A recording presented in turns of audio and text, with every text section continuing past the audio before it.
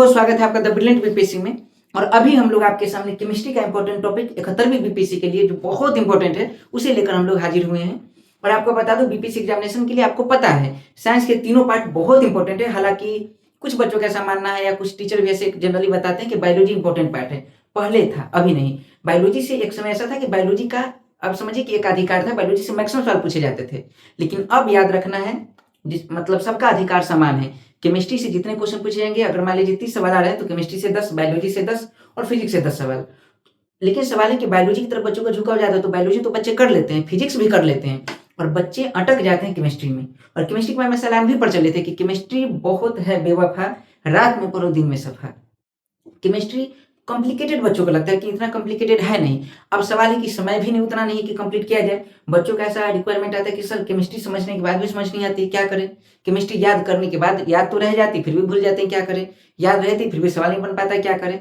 तो देखिए अब तो अंतिम समय है, यही रात अंतिम, यही रात भारी वाला समय आ गया। अब इतने कम समय में केमिस्ट्री कंप्लीट करने का एक ही तरीका है कि हाँ, आप ध्यान दीजिए कि आयोग किन किन टॉपिक पर ज्यादा ध्यान दे रही है, उस टॉपिक को कंप्लीट कीजिए। तो कुल मिलाकर आयोग का बार बार जहां ध्यान जाता है, कुल मिलाकर 5 लेसन जहां आयोग का बार बार ध्यान जाता है। और आप भी ऐसा फील किए होंगे, जिसमें एक बहुत इंपॉर्टेंट लेसन है हमारा परमाणु संरचना, एटॉमिक स्ट्रक्चर। देख लीजिए, ये बहुत इंपॉर्टेंट है। और इसमें जितने टॉपिक मैं लिखा हूं, ठीक है, जैसे टॉपिक में देख लीजिए परमाणु अणु, इसके बारे में बहुत बेसिक जानकारी। परमाणु के बारे में जो सिद्धांत है, जैसे कनाद से पूछा गया, कनाद परमाणु के बारे में क्या बताए थे, वैशेषिक दर्शन। इसके बाद Dalton, Thomson, Rutherford, Niels bourse.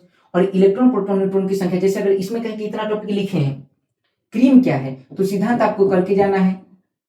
Electron proton neutron की संख्या बहुत इंपॉर्टेंट है। इलेक्ट्रॉन की खोज, प्रोटॉन की खोज, न्यूट्रॉन की खोज किसने किया था, और किस पर कौन सा आवेश होता है, इंपॉर्टेंट है। इस इलेक्ट्रॉन पर कितना आवेश होता है, ये आपको याद रखना है, 1.6 × 10⁻⁻19 कूलम। और प्रोटॉन पर कितना आवेश, ये सब आपको याद रखना। न्यूट्रॉन पर कोई चार्ज नहीं। इसके अलावा द्रव्यमान संख्या, परमाणु द्रव्यमान, परमाणु संख्या, तो आप ये समझ जाएंगे तो यहाँ से समझ जाएंगे। तो समस्थानिक संभारित बहुत इंपॉर्टेंट, यहाँ से सवाल आए हैं समस्थानिक के खासकर उपयोग। इलेक्ट्रॉनिक विनाश करने, इलेक्ट्रॉनिक विनाश के आधार पर संयोजी इलेक्ट्रॉन और संयोजकता आपको ध्यान रखना। परमाणुकता से अभी तक बीपीएससी सवाल नहीं पूछा है, ठीक है, लेकिन आपको एक बार करके जाना है, क्योंकि बीपीएससी जो सिविल सर्विसेज जो आप एग्जाम देने वाले उसमें नहीं पूछा गया है, बीपीएससी और एग्जाम में पूछती है यहाँ से सवाल, ठीक है। तो 1992 से बीपीएससी अभी तक एग्जाम जो ली है, उसमें किन किन टॉपिक पर, इस लेसन के किन किन टॉपिक पर बीपीएससी का ध्यान है, उसको मैं एक जगह कंपाइल किया हूँ, ठीक है। अगर आप टेलीग्राम लिंक ज्वाइन नहीं किए हैं तो हमारा डिस्क्रिप्शन में टेलीग्राम लिंक है, हमारा ग्रुप ज्वाइन कीजिए, और ग्रुप में ये सारे पीडीएफ के फॉर्म में आपको मिल जाएंगे। और बस इस टॉपिक को आप कंप्लीट करें। लास्ट में सोर्स क्या हो सकता है जहां से आपको एकदम बढ़िया कंटेंट मिल जाएगा, वो मैं सोर्स आपका डिस्कस करूंगा। कंप्लीट है। अगला पार्ट हम लोग देख लेते हैं। तो सेकेंड लेसन है हमारा, उसका नाम है पदार्थ का वर्गीकरण। इसमें खासकर देख लीजिए ठोस, द्रव, गैस, ये तो कंप्लीट करना है। और प्लाज्मा और बीसी के बारे में कुछ बेसिक बातें कि प्लाज्मा को हम कहाँ कहाँ देख सकते हैं, प्लाज्मा है क्या, बीसी है क्या, कुछ बेसिक बातें, बहुत हाई फाई नहीं।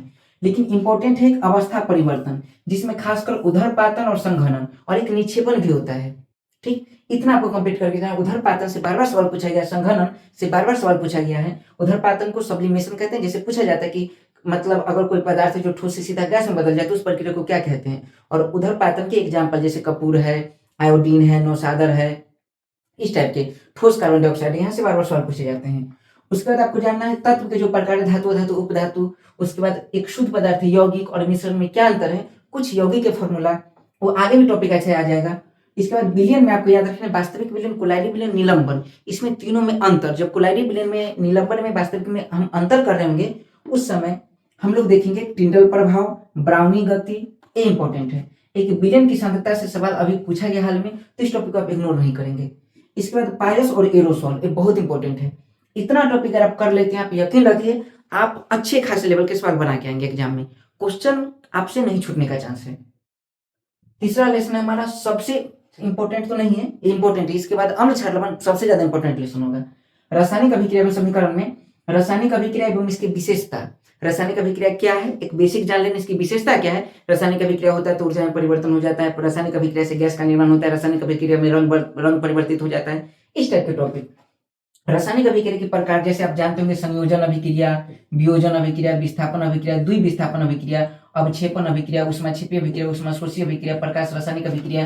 प्रकाश रासायनिक अभिक्रिया से सवाल नहीं पूछा गया। वैद्युत अपघटन अभिक्रिया, ऑक्सीकरण और अवकरण, जिसे उपचयन अपचयन कहते हैं, यहाँ से सवाल बार बार पूछा जाता है। एक शॉर्ट बेसिक ये आप कहाँ से कर सकते हैं? तो याद रखना, अगर आपके पास बीटीबीसी किताब या 10th का एनसीईआरटी है तो केमिस्ट्री का उसका फर्स्ट लेसन है, बस यही फॉलो करना है, इसके अलावा कुछ फॉलो नहीं करना है। सवाल वहां से टू दी मतलब एकदम वर्ड बाय वर्ड उठा लिया जाता है, ये आप चेक कर सकते हैं, मैं प्रूफ भी डाल दूंगा हमारे ग्रुप में। अच्छा, आगे रासायनिक समीकरण, इसके प्रकार, इसे आप अवॉइड कर सकते हैं, ठीक है। संतुलित रासायनिक समीकरण और असंतुलित अवॉइड कर सकते हैं, लेकिन यहाँ से टॉपिक आ जाता है जिसे कहते हैं द्रव्यमान संरक्षण का नियम।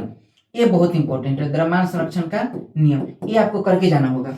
इसके बाद उत्प्रेरक बहुत बहुत VVI है, एंजाइम बहुत इंपॉर्टेंट है, विकृत गंधिता ठीक है, संक्षारण तो बेहद इंपॉर्टेंट है VVI। तो जिस जिस समय में VVI लगा दूं उसे आप बिल्कुल नहीं छोड़ेंगे। हालांकि अभी इतना समय है कि इस टॉपिक को किया जा सकता है बेसिक, और याद रखना है 20, 25, 30 मिनट में आप इस लेसन को कंप्लीट कर लेंगे, ठीक है, बहुत इंपॉर्टेंट है। चलिए अगला खुद से पढ़ेंगे तो अम्ल क्षार लवण, इसे अच्छा अम्ल लिखा गया, देख लीजिए, अम्ल क्षार लवण, इसे अंग्रेजी में कहा जाता है एसिड, बेस एंड सॉल्ट। ये बहुत इंपॉर्टेंट लेसन, मतलब बीपीएससी का फेवरेट लेसन केमिस्ट्री का। यहाँ से सवाल आपको देखने को मिल जाएगा, परमाणु संरचना और अम्ल क्षार लवण। परमाणु संरचना इसलिए इंपॉर्टेंट है कि मैं बता दिया हूं आपको, फिजिक्स का भी लेसन है और बायोलॉजी का भी लेसन है। जैसे आप जानते होंगे विषाणु क्या है, सजीव है निर्जीव है, तो विषाणु न तो सजीव है न तो निर्जीव है, बीज की कड़ी है।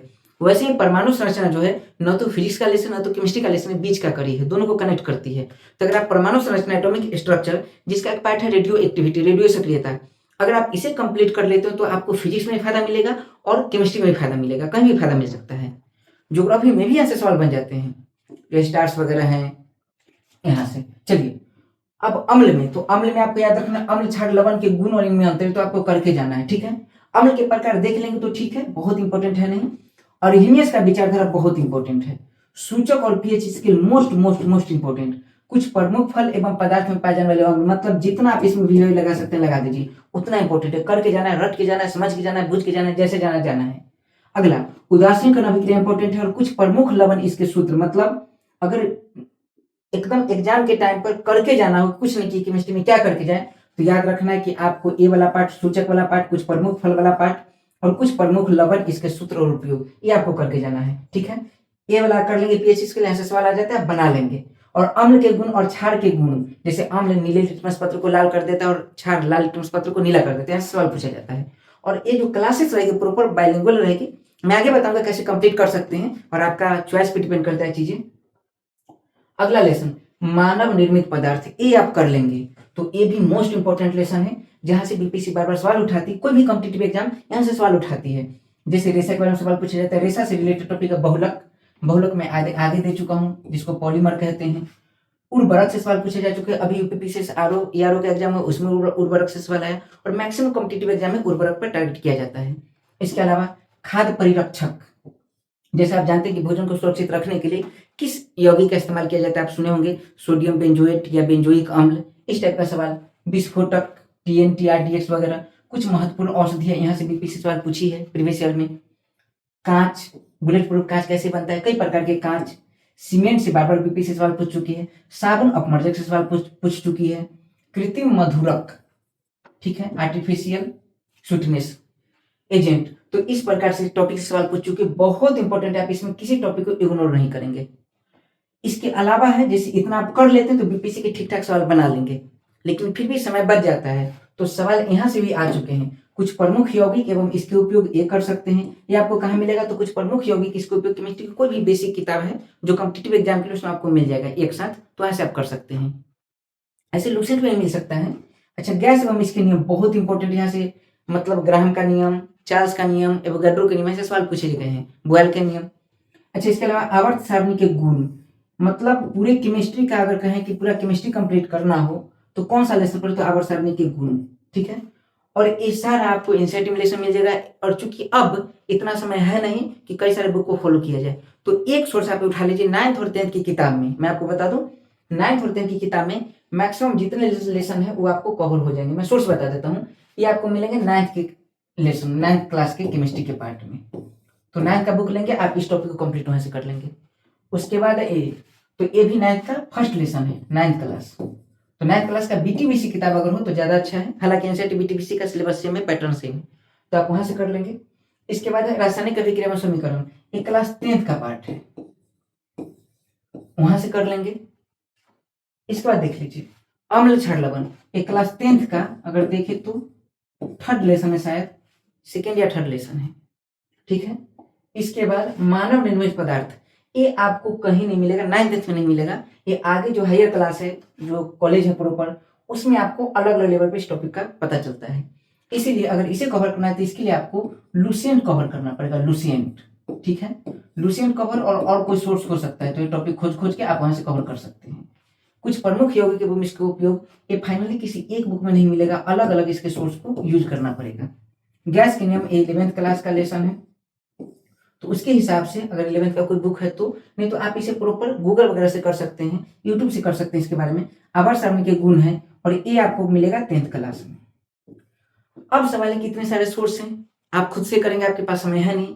बीआरएस मतलब कई प्रकार के टॉपिक को अभी आपको रिवाइज करना है, टेस्ट लगाना है, अपने आप को बिल्डअप करना है, तो इसका एक बेहतरीन तरीका मैं बता रहा हूँ। अगर आप खुद से कर लेते हो तो कर लीजिए, नहीं तो हम लोग एक प्रोग्राम लेकर आ रहे हैं इसी चैनल पर, जिसमें हम लोग क्या करेंगे, प्रॉपर देखिए, एक लेसन है, एक लेसन को हम लोग एक क्लास में कंप्लीट कर लेंगे, एक क्लास में, और वह क्लास से ज्यादा लंबी नहीं होगी, मैक्सिमम याद रखिए तो 1 से 1.5 घंटे की क्लास होगी।